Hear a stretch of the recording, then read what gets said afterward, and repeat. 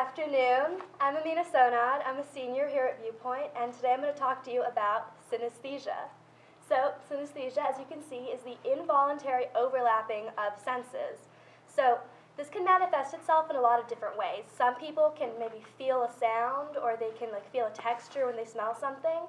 And for me, what I have is called grapheme color synesthesia, and that means that basically every thought I process is in a color. So, if I asked you to imagine the first 5 letters of the alphabet, I don't know what would be going on in your mind, but for me, I'd see them all, and they'd all be colors.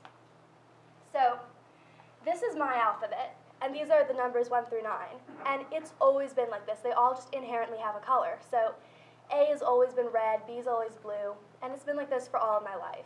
And some of them, like the I, the U, the Y, and the Z, I left them as that light color because I didn't really know what else to do because I can't describe them because they're very, very light. They're flickering between maybe a silver and a violet, and they're almost like a neon sign that's kind of slowly dying out.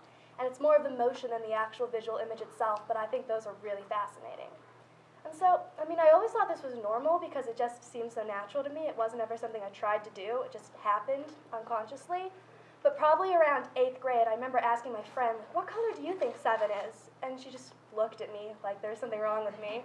So I realized something wasn't quite normal.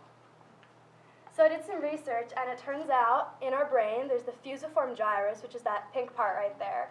And as it turns out, in the fusiform gyrus, that's the part of the brain that's in charge of word recognition, number recognition, and color processing.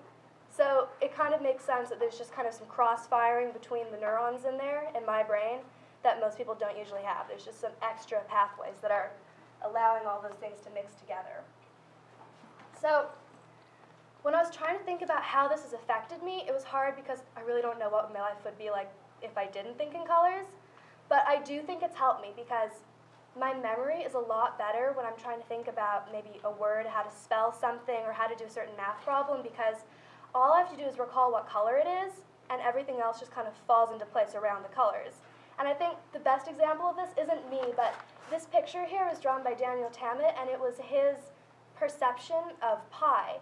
And he was able to recite pi to the 25,000th digit just by thinking about it. He was also a complete genius. Like, I can't do that, even if I was really synesthetic, I probably couldn't. But he drew this, and you can see there's the different colors, a little bit of different texture and shape, and every part of it just kind of comes together. So all he had to do was think about it, and it all made sense in his brain. He's able to recite all of these digits. And I think that's so incredible. So, okay, what people think is the most interesting about my synesthesia isn't really so much the letters and the numbers, but it's that people themselves have colors. And everyone always wants to know what color they are, because, why wouldn't you? That's so cool if you have your own color. So I'm going to show you what some celebrities' colors are. Megan Fox, in my eyes, is red. She's always red. Obama is blue. And lovely Justin Bieber here is like a bright yellow. So, and the way these colors work, it's not like I'm looking at someone and I just see this blue being coming at me. I'm not colorblind. I can see everything the way everyone else sees it, I'm pretty sure.